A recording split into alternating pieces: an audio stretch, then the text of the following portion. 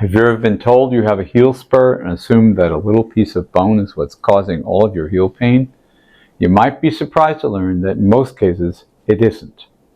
Today I'm going to explain what bone spurs are, why they develop, and most importantly, whether they're actually responsible for your foot pain. First, let me introduce myself. I'm Dr. Rion Berg, and I've been practicing podiatry in Seattle, Washington for over 45 years. I've also written an ebook, Stop Living with Stubborn Heel Pain. Get your free copy in the description below. And if you find this video helpful, please subscribe, hit like, and then hit the bell so you never miss a new one.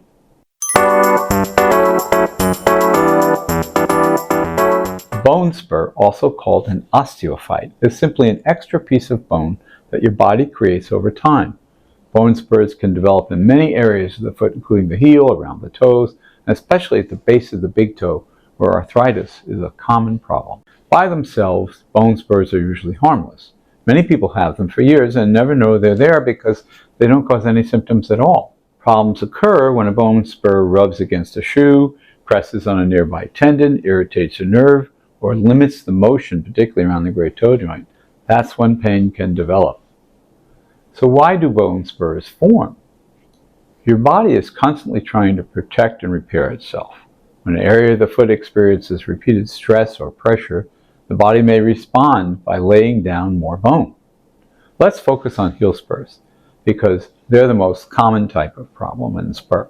A heel spur forms where the plantar fascia, which is a thick band of tissue along the bottom of your foot, attaches to the heel bone. Repeated stress and pulling can lead to tiny microscopic injuries. As your body repairs the area over time, extra bone may form, creating a heel spur. Here's the important part that surprises many patients. While many people with heel pain don't have a heel spur, the reverse is also true. Many people with heel spurs have absolutely no pain. While our bodies produce heel spurs in response to stress, most of the time it's not the spur itself causing the heel pain.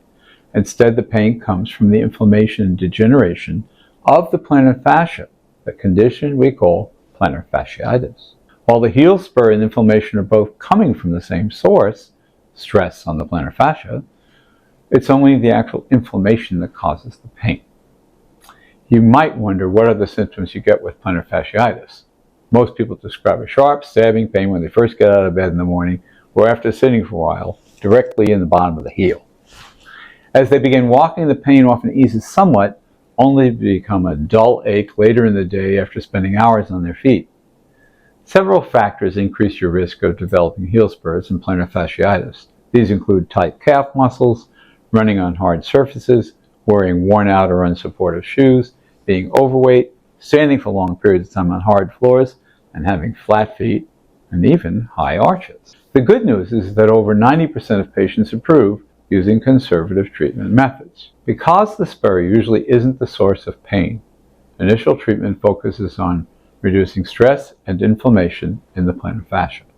In addition, we may provide custom orthotics to improve foot mechanics, stretching exercises for tight calf muscles, and education about the best footwear, physical therapy, and MLS laser to help reduce inflammation and stimulate healing. Surgery to remove this heel spur is rarely necessary. It's typically reserved for patients who continue to have significant pain after several months of comprehensive conservative care. Fortunately, that's a very small percentage of people. So how can you prevent heel spurs from developing in the first place? Start by wearing quality athletic shoes that fit properly and provide proper support for your feet.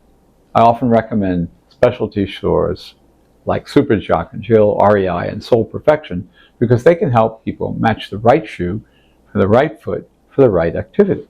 Make sure you warm up before running or participating in sports. Stretch your calf muscles regularly if they're tight, and increase your training time and mileage gradually instead of making big jumps. Remember, if you've been told you have a heel spur, don't panic. The spur may simply be a sign that your foot has been under stress for a long time, not necessarily the reason that you're in pain. The key is identifying the real source of your symptoms and treating that problem. If you're struggling with heel pain, don't just assume it's the bone spur. A proper evaluation can determine what's really causing your discomfort so you can get back to walking, running, and enjoying your daily activities without pain. If you found this video helpful, please give it a thumbs up, subscribe to our channel, and click the notification bell so you don't miss future videos on keeping your feet healthy. Thanks for watching, and I'll see you in the next video.